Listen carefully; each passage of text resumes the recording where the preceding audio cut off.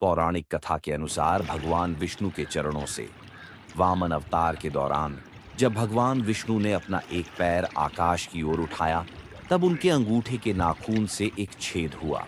इस छेद से कारण सागर का जल निकलकर गंगा नदी के रूप में पृथ्वी पर आया। चूंकि गंगा का जल भगवान के चरणों को छूता था, इसलिए इसे विष्णुपदी कहते हैं। भगवान ब्रह्मा के कमंडल से एक अन्य कथा के अनुसार ब्रह्मा जी ने विष्णु जी के चरणों को धोया और उस जल को अपने कमंडल में एकत्र कर लिया। इसी जल से गंगा नदी का जन्म हुआ, जिसे ब्रह्मा जी ने पर्वतराज हिमालय की पुत्री के रूप में उन्हें सौंप दिया।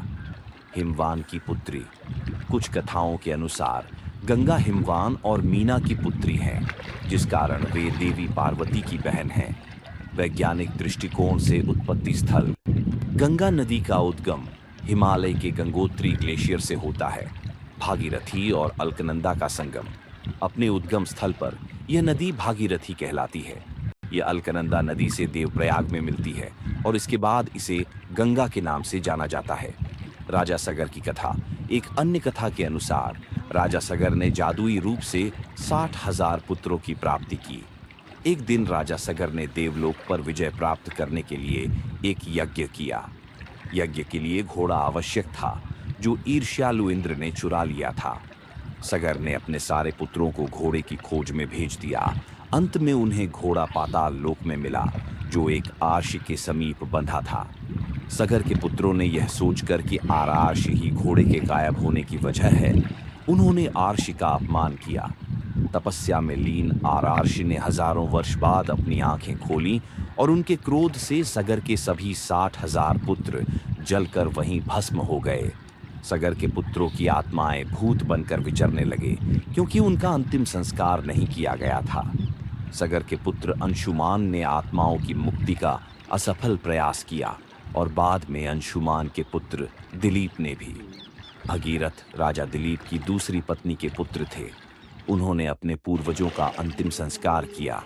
उन्होंने गंगा को पृथ्वी पर लाने का प्रण किया, जिससे उनके संस्कार की राख गंगा जल में प्रवाह कर भटकती आत्माएं स्वर्ग में जा सके। भगीरथ ने ब्रह्मा की घोर तपस्या की ताकि गंगा को पृथ्वी पर लाया जा सके।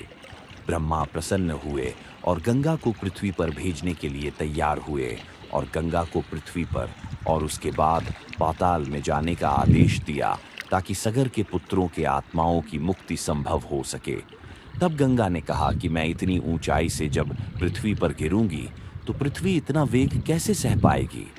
तब भगीरथ ने भगवान शिव से निवेदन किया और उन्होंने अपनी खुली जटाओं में गंगा के वेग को रोककर एक लट खोल दी, जिससे गंगा की अविरल धारा पृथ्वी पर प्रवाहित हुई।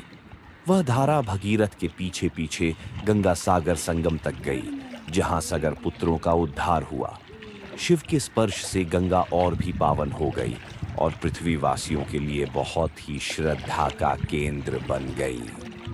पुराणों के अनुसार स्वर्ग में गंगा को मंदाकिनी और पाताल में भागीरथी कहते हैं।